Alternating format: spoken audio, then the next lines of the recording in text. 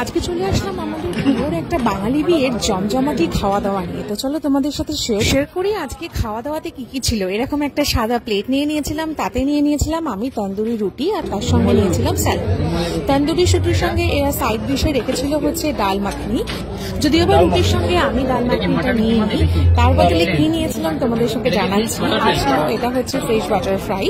তার আমি নিয়ে নিয়েছিলাম এই হচ্ছে লাল লাল চিকেনের কষা। আমি চিকেনের কষাটাই সলিড পিস চাইছি, সে ভাবছিল আমি বোধহয় হাড়ের পিস বলছিলাম, কারণ নর্মাল তো কেউ সলিড চায় না। তাই ও আমাকে আবার সেকেন্ড টাইম জিজ্ঞাসা করলো, আমি বললাম না আমি সলিডই বলছি। তো নিয়ে নিয়েছিলাম 3 পিস চিকেনের কষা। চিকেন কষাটা কিন্তু জাস্ট দারুণ ছিল। আমি ওকে বলছিলাম তুমি চিকেন কষাটা খেলে না, কিন্তু দারুণ স্বাদ ছিল। সাথে বলছিলাম এটা ছিল এই বছরের আমার প্রথম কোনো বিয়ের খাওয়া, তো আমার কাছে এটা খুবই স্পেশাল ছিল। আমি বেশ জমিয়ে ভালো করে খেয়েছি। তো আমি ভাবছিলাম তার পাশাপাশি দেখো এনারাও আবার এনাদেরকেও জিজ্ঞাসা করছিল যে খাবার কেমন হয়েছে। তো এই দাদুটার তো খাবার দারুণই লেগেছিল, সত্যি খাবারটা ভীষণ সুন্দর ছিল। খাবারের স্বাদগুলো খুব অসাধারণ ছিল। আমি তাকে বলছিলাম চিকেনটা কেন খেলে না, ও শুধুমাত্র মাটন দিয়ে খেয়েছিল, বাট আমি তো বেশ গুছিয়ে পরিপাটি করে খেয়েছি। দেখো তন্দুরি রুটি দিয়ে আমার চিকেন কষাটা খাওয়া শেষ। তারপরে আমি নিয়ে নিয়েছিলাম এরকম সাদা গরম গরম ভাত। এটা ছিল পিস পোলাও, তার সঙ্গে নিয়ে নিয়েছিলাম এটা হচ্ছে লেমন কাতলা কালিয়া। এটাও আমার কাছে খুব ইউনিক আইটেম ছিল। আমি লেমন কাতলা কালিয়া আগে কোনোদিন খাইনি। আর মাছের কালারটাও দারুণ ছিল। আমি আরো বললাম যে আমাকে একটুখানি গ্রেভি দাও, কারণ আমিও একটু গ্রেভিটা স্বাদ করে দেখতে চাইছিলাম। আমি নিয়ে নিয়েছিলাম কাতলা মাছের একটা পেটি পিস। মাছের স্বাদটা কিন্তু দারুণ ছিল, কোনো কথা হবে না বস। যেহেতু এটা লেমন কাতলা কালিয়া ছিল না, কিন্তু লেমনের একটা সুন্দর ফ্লেভার আসছিল। আর তাছাড়া কালিয়ার যে গ্রেভিটা ছিল না, গ্রেভিটা জাস্ট অসম ছিল। আর সত্যি বলতে মাছটাও ভীষণ সুন্দর টাটকা ছিল, আর মাছের স্বাদটাও ছিল খুব ভালো। কাতলা মাছের এই লেমন কাতলা কালিয়া এই রেসিপিটাই আমার কাছে খুব ইউনিক ছিল, তাই জন্য আমি খাবারটাকে খুব সুন্দর ভালোভাবে এনজয় করেছি। সত্যি খাবারটা ভীষণ সুন্দর ছিল।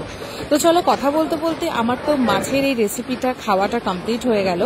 এবার যেটা খাবো সেটা হচ্ছে মাটন। মাটনের জন্য আমি নিয়ে নিলাম অল্প 1 হাতা সাদা পিস পোলাও, তার সাথে খাবো মাটন। তো দেখো মাটনে যা লাইন পড়েছিল না, মাটন গামলা গামলা মাটন শেষ হয়ে যাচ্ছিল, পুরো লাইন দিয়ে মাটন খেতে হচ্ছিল। তো চলো চলে এসেছে মাটন।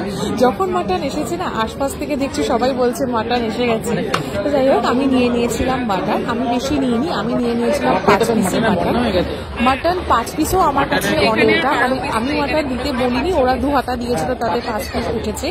আমি মাটনটা খুব একটা বেশি প্রেফার করি না, ভালোবাসি বাট অল্প খাই আমি মাটন। তো যাই হোক মাটনের স্বাদটাও ভীষণ ছিল। দেখো আমি তো ওকে বলছিলাম মাটনটা এত সুন্দর ছিল যে লোকে মাছ আর মাংসের দিকে দেখছেই না, সবাই মাটনের দিকে লাইন দিচ্ছে। মাটনটা খুব সুন্দর রেয়াজি মাটন ছিল, পুরো তুলতুলে একটা মাটন ছিল। মাটনের পিসগুলো ছিল খুব স্ট্যান্ডার্ড একটা পিস। আমি তো বিয়ের বাড়ির খাবারটাকে দারুণ এনজয় করেছি। এই বছরের এটা ছিল আমার প্রথম কোনো বিয়ের বাড়ির খাবার। সত্যি কথা বলতে গেলে আমি যে কোনো জায়গাতে মেইন কোর্সে কিছু আইটেম ট্রাই করলে তারপরে আমি মিষ্টি বা চাটনি কিছুই খাই না।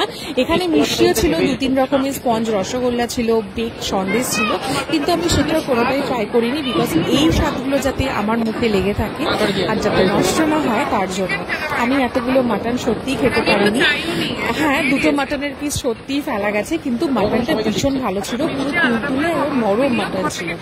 তোমরা যারা যারা এই ভিডিওটা দেখছো অবশ্যই কিন্তু কমেন্ট করে জানাতে ভুলো না যে ভিডিওটা তোমাদের কেমন লাগলো। আর আমরা এই বিয়ের বাড়িটাতে গেছিলাম, পুরো খাওয়া দাওয়া থেকে শুরু করে বিয়ের বাড়ির সমস্ত কিছু ডেকোরেশন এই সবটাই ছিল তারাশ্রী ক্যাটারারের আয়োজন। তোমরা যারা যারা কন্ট্যাক্ট করতে চাও অবশ্যই আমাকে জানিও, আমি ওনাদের কন্ট্যাক্ট ডিটেলস এখানে শেয়ার করে দেবো।